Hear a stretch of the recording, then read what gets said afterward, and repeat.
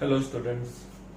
Now let us do question number 30 of the textual exercise. We have derived the formula for a spherical capacitor in the previous lecture and in question number 29. We know that for a sphere or for a spherical capacitor, the formula was 4 pi epsilon naught R1 R2 upon outer radius minus inner radius.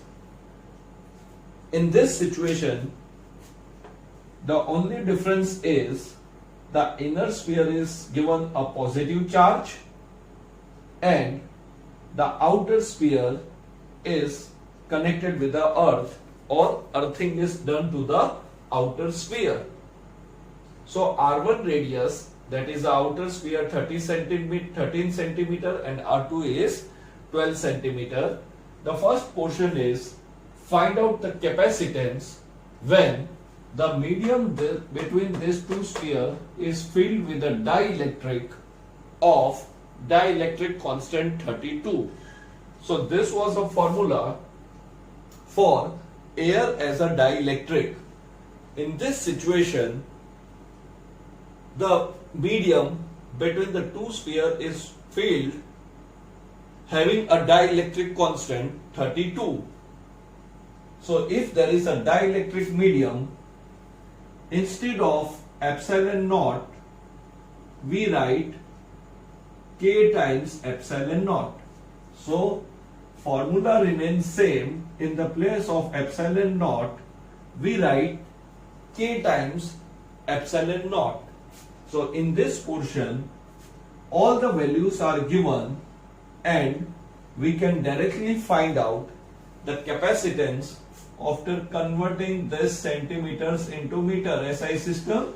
So that is 13 centimeter and this is 12 centimeter. So you substitute all these values and find out the capacitance of a capacitor in which the dielectric constant is 32.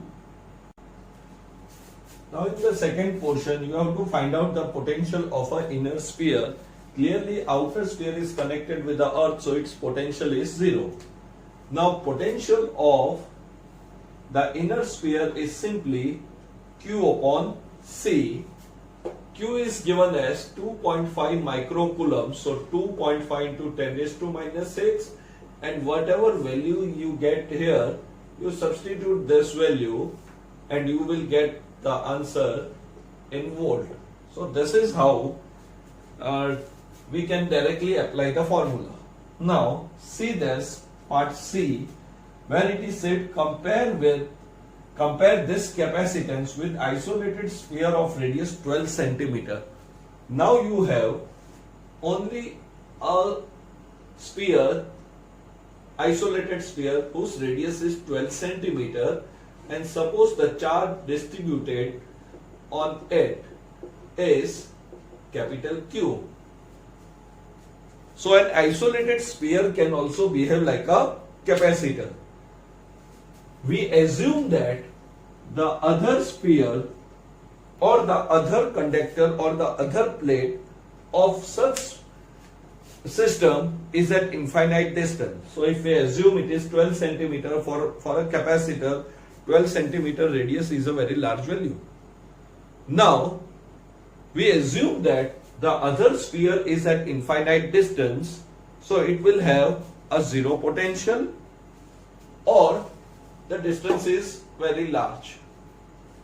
Now if I consider only a single sphere, then its potential can be written as KQ by R, and we know that V upon Q, or I say Q upon V, will be written as R upon K. Now K is 1 upon 4 pi epsilon naught. So this ratio becomes 4 pi epsilon naught R.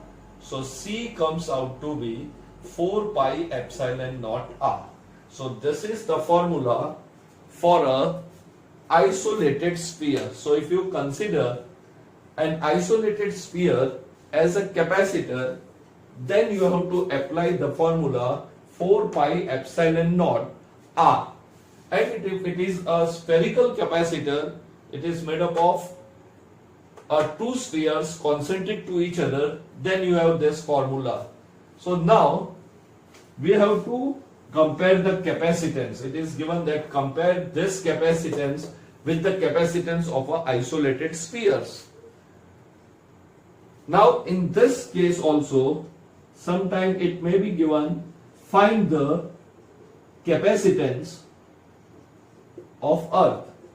So if we need to find out the capacitance of the earth can be considered as a capacitor or it is an isolated sphere, and we know that its radius is taken to be 6400 kilometer.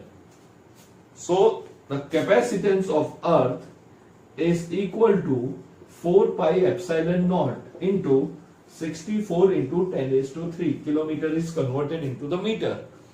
And if you find out this value, it comes into the microfarad. So the earth have a capacitance whose value is very small. So this is earth can be considered as a capacitance, but its capacitance is very low. You calculate this value, I think it comes around 711 microfarad. Anyhow, you calculate this value. Now, here it is given that the radius is 12 centimeter. So directly, C can be written as 4 pi epsilon naught into 12 into 10 raised to minus 2. You find out this value. Now it is also given that compare this sphere or compare the capacitance of this sphere, isolated sphere, with the capacitance of this value. Now you will find that the capacitance of the isolated sphere comes out to be less than the capacitance of this system. So capacitance of isolated sphere, let us say Cs for this, C is for this. So we will find that the capacitance of our isolated sphere is very low. Cs is less than C. Now why the capacitance of an isolated sphere is less? We know that for finding the capacitance, the formula is Q upon delta V, that is the potential difference. Now if we talk about the potential difference of this sphere, as we have discussed in question number 29, it should come out to be VA minus VB. That is, we take a potential difference. While for an isolated sphere, you don't have a potential difference, you have only the potential of this isolated sphere. The other sphere is assumed to be at infinite distances, potential is 0. So this value of V comes out to be more as compared to the value of this. See, here you have a difference of potential. So this potential difference, the potential difference or the potential of sphere is greater than the potential difference. And as the V is more for isolated sphere, its capacitance always comes out to be less. So if you consider an isolated sphere, its potential is very high, and so its capacitance is very low. We know that for practical purposes, for the given value of Q, V should be small, as we have discussed earlier in the capacitance theory. So for all the practical purposes, for same Q, if we have V as a small, the capacitance is very large. So in this situation, this potential difference comes out to be, we have to find out the potential difference. The potential difference of this system is less as compared to the potential of an isolated sphere. And since its potential is very large as compared to that system, that is, as for isolated sphere, Vs is greater than delta V, and therefore Cs comes out to be less than the capacitance of the system. Now let us see question number 17.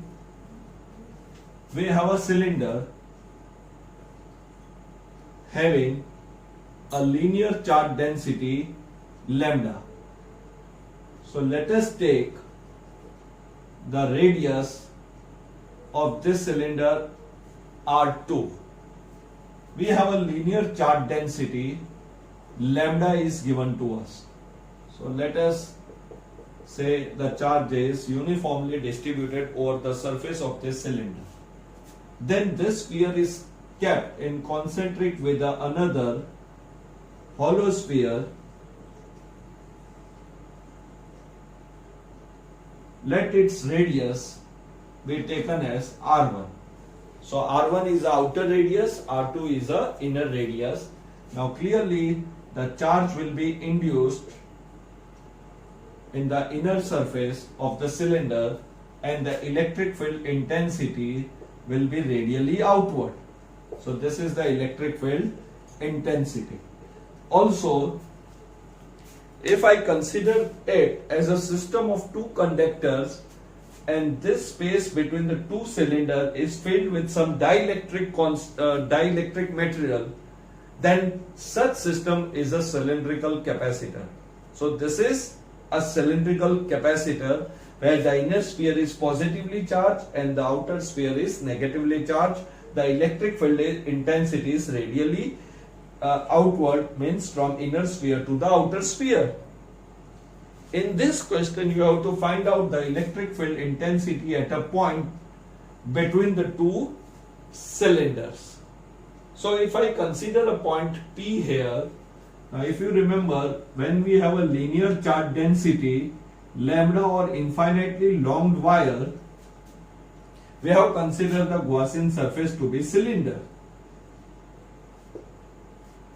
Now the contribution by this cross section and this cross section was 0 because the area vector is perpendicular to the electric field intensity which was radially outward. Now same is the situation here. Suppose I take the Gaussian surface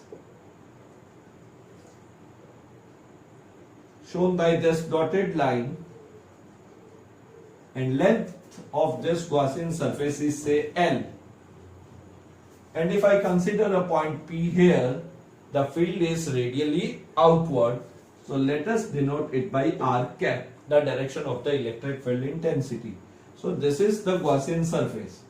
This is the Gaussian surface. This is Gaussian surface. The point P is on the surface of this cylindrical Gaussian surface.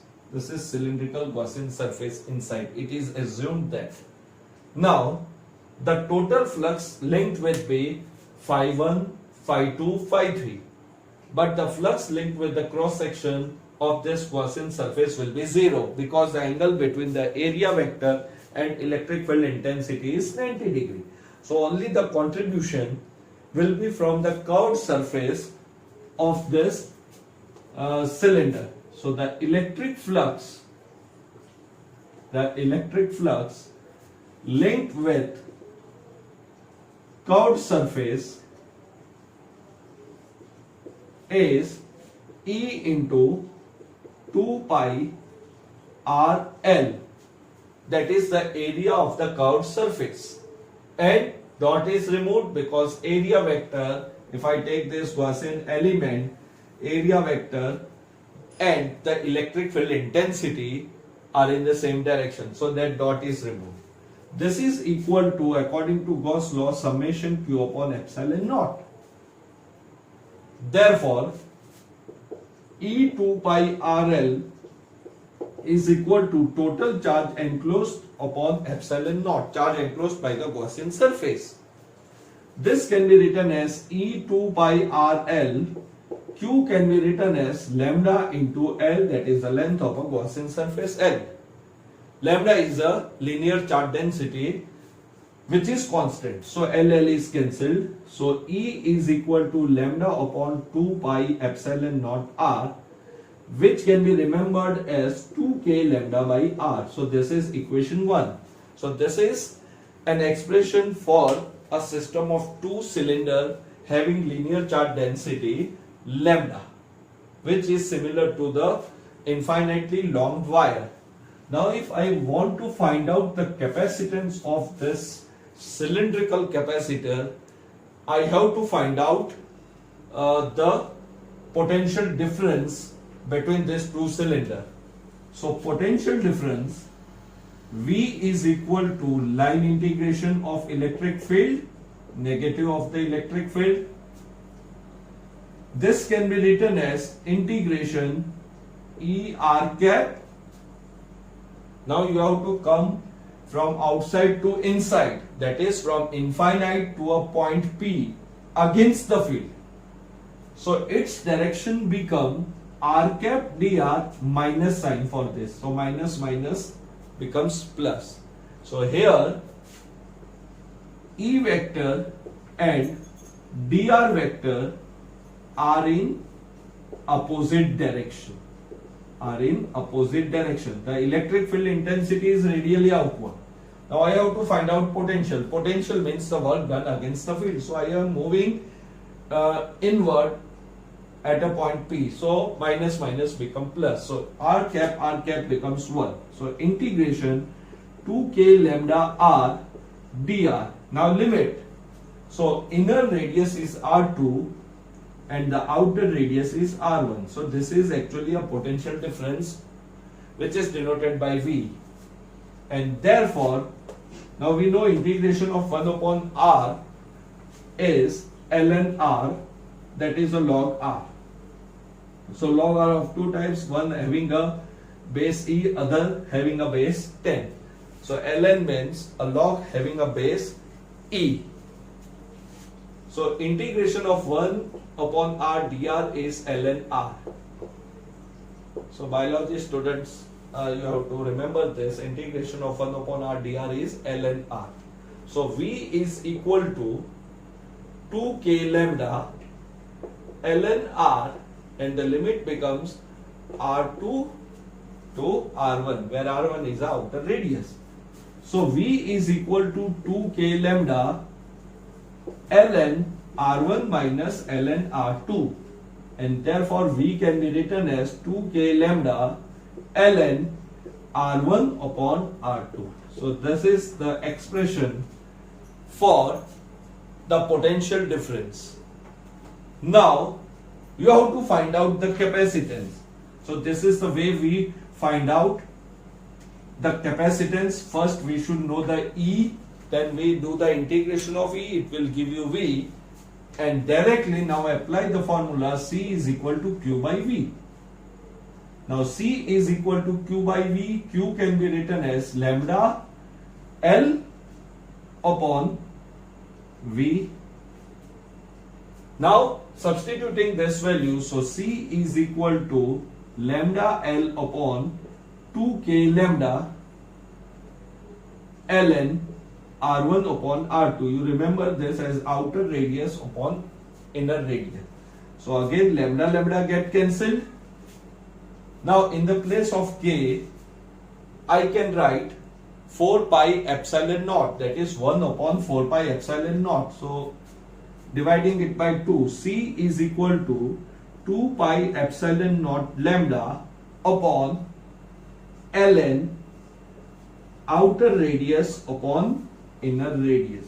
So this is the expression for capacitance of a cylindrical capacitor, that is 2 pi lambda upon ln R1 upon R2. Sorry, here lambda is cancelled. So you are left with L. So the capacitance becomes 2 pi epsilon naught, the length of a cylinder, ln outer radius upon inner radius. So here you remember that I have to cut lambda into lambda is cancelled, not the L. So this is the formula for a cylindrical capacitor. Now see question number 32, which is the direct application of question number 17. Now here the radius, outer radius is 1.5 centimeter, inner radius is 1.4 centimeter, and the charge is 3.5 microcoulomb. Also it is given that outer sphere is connected to the earth, or it is earthed, so its potential becomes 0. Find out the capacitance. So the direct application, that C is equal to 2 pi epsilon naught L upon Ln, outer radius to inner radius. So we substitute directly all these values, Ln outer radius upon inner radius. Now this log is a natural log. We convert into a log having a base 10. So it should be multiplied by 2.303. Now the base becomes 10, log base 10. And now R1, so R1 is 1.5 centimeter. So 1.5 into 10 raised to minus 2 divided by 1.4 into 10 raised to minus 2. That minus 10 raised to minus 2, 10 raised to minus 2 get cancelled. So it is 1.5 divided by 1.4. Again this point is removed. So it is log base 10, 15 upon 14.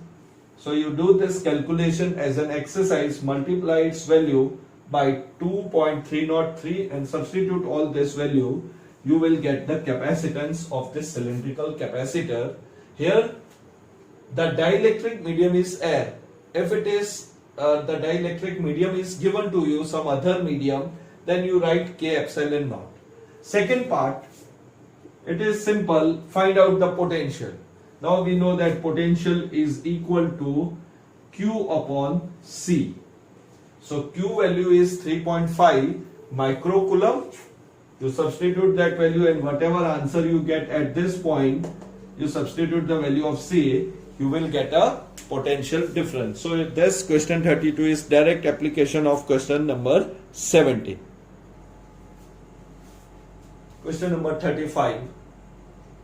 Now the question is, the inner sphere having the radius R1 have a positive charge uniformly distributed over it, and another sphere of radius R2, that is a spherical shell, is kept concentric with it having the radius R2, and the charge on the second sphere is Q2.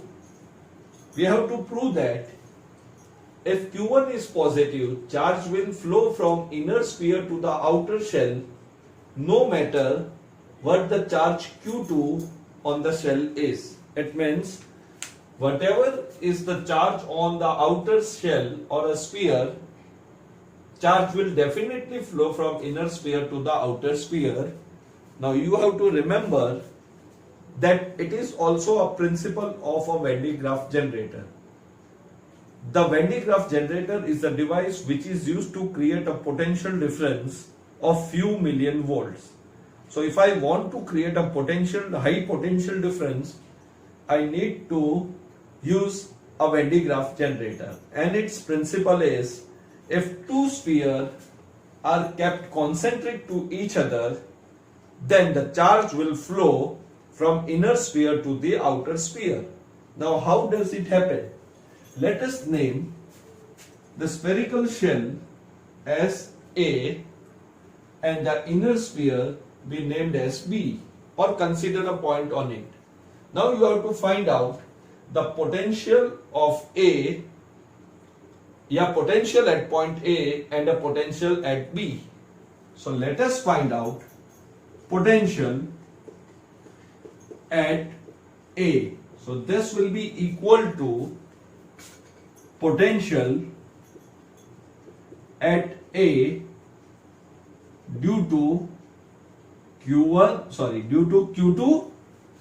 Potential at A means you are bringing a unit positive charge from infinite to this surface, and in this diagram can be redrawn as, this is your A, this radius is R2. Now the entire charge on this sphere is assumed to be concentrated at its center, that is say plus, and we write it Q1, and here you have a Q2. So this is the situation when I am finding the potential at point A. So it is potential at A due to Q2 means due to its own sphere plus potential at A due to Q1, that is the inner sphere. So potential at A is equal to K Q2 upon R2 plus, we assume that the entire charge is concentrated at its center, so K Q1, still the distance or the radius remain R2. So this is the potential at A. Now potential at B, that is inner sphere. So let us name this potential as V0, not for the outer sphere, and this as Vi for an inner sphere. Now when I consider an inner sphere, first I have to bring a unit positive charge from infinity to this point, and then when I go inside it, and if I stop anywhere here, the potential at any point between the two spheres will be same or it remains constant due to the outer sphere. So potential at B is equal to potential at B due to Q2. So I come up to a point A. So it is a potential due to Q2. When I go inside, the potential inside due to the outer sphere is same as that on the surface. We know that inside the hollow sphere the potential is constant and its value is same as that on the surface. The value of the potential on the surface is K Q2 upon R2 plus, then I come to this point, so it becomes potential due to its own sphere, so it can be written as potential at B due to Q1, potential at B due to Q1. So inner sphere Vi is equal to K Q2 upon R2 plus inner sphere potential K Q1 upon, now it is R1. So this is equation number 2. Now if you compare these two equations, now let us compare these two equations. So this term is same. The first term is same. But see the second term, R2 is greater than R1. R2 is greater than R1. So this value is more as compared to this value, and therefore the potential of inner sphere is more than the potential at the outer sphere. So comparing equation 2 with equation 1, we find that Vi is greater than V0, means the potential of the inner sphere is greater than the outer sphere. So whatever is the charge on the outer sphere, whether it is positive or negative, this two term will remain same. So the potential is decided by the inner sphere, and because the inner sphere will always be less, so its potential will be high as compared to this. So this two term is same. So the sign of Q2 does not play an important role. Here numerator is same, the denominator is different, and R1 is less. So Vi will always be greater than. So we have proved that the charge will flow from inner sphere to outer shell no matter what the charge Q2 is there. Now charge will not flow automatically.